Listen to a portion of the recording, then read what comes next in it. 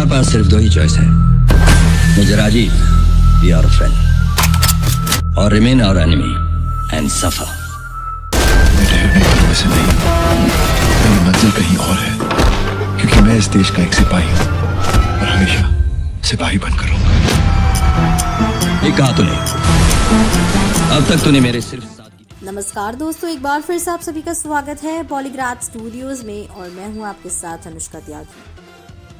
Operation waste and bye तहलका magazine काफी बड़ा स्ट्रिंग ऑपरेशन रहा है इन हिस्ट्री में। 2001 के इस ऑपरेशन का मकसद बहुत बड़ा था। दरअसल दोस्तों, तहलका वाले समझना चाहते थे कि इंडिया की गवर्नमेंट और स्पेशली डिफेंस वाले सभी डील्स, चाहे वेपन्स की हो या फिर औजारों की या फिर गोली बारूद की, वो कैसे करते हैं।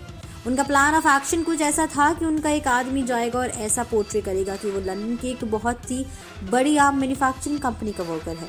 उन्होंने इस कंपनी को नाम दिया था वेस्ट एंड इंटरनेशनल। ऐसे में इंडिया की defence services already 2 major supplier से डील किया करती थी, इसीलिए ऐसी किसी तीसरी कंपनी का बीच में आना नामुमकिन लग रहा था। लेकिन ऐसा हुआ नहीं।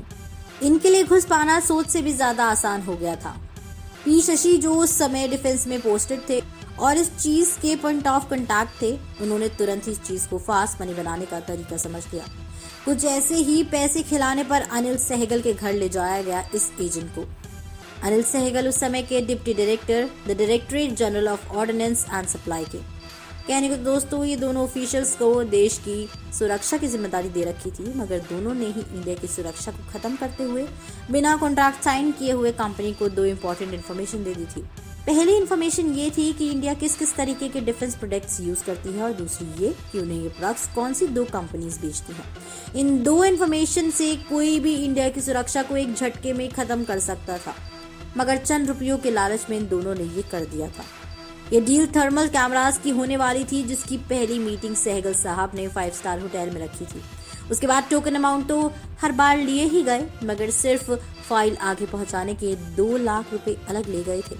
बस ऐसे ही पैसे लेते लेते सहगल साहब ने और ऑफिशियल्स के साथ मीटिंग तो सेट करवाई ही, मगर इस डील को आगे कैसे लेकर जाना है वो भी अच्छे से बताया। और तो और दोस्तों, हर मीटिंग के लिए अलग अलग तरीके से पैसे खाए गए, जिसकी वजह से स्टिंग ऑपरेशन वालों को बहुत सारी अंदर की खबरें भी जानने को मिली। बाद में ये सब जो हो रहा था उसकी रिकॉर्डिंग तो आउट की ही गई, मगर देश को कितने खतरनाक लोगों के हाथ में दिया जा रहा है ये भी बाहर आया। दोस्तों, बस ऐसा हो सकता है कि इस बार ऐसे ही करप्ट ऑफिसर्स और ऐसे ही स्टिंग ऑपरेशंस सोल्जर 2 में भी दिखाए जा सके। दोस्तों, आज की वीडियो फिलहाल बस इतनी ही। आप लोग बने रहिए, देखते रहिए बॉलीग्राज स्टूडियोज को, क्योंकि हम फिर हाजिर होंगे एक नई वीडियो के साथ में। हमारी आज की राइटर है प्रतिमा।